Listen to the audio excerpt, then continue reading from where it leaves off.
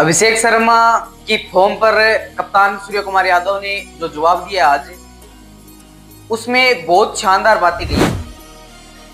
उन्होंने जो बोला है कि उस बंदे की फॉर्म नहीं है हालांकि, पर जो टीम उस फॉर्म की चिंता कर रही है, उन टीम के लिए सूर्य कुमार खुद यादव कह रहे हैं कि मैं चिंता कर रहा हूं कि जब उसकी फॉर्म आएगी तब आपको पता है कि वो किस प्रकार खेलेगा।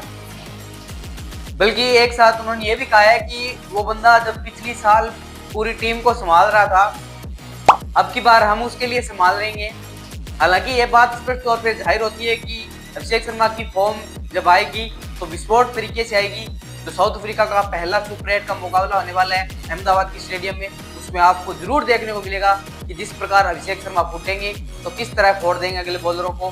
क्या लग रहा है आपको, जो साउथ अफ्रीका का मैच है उसमें आपको किस प्रकार देख रहे हैं अभिषेक शर्मा को, जरूर कमेंट में बताना। जय हिंद, जय भारत।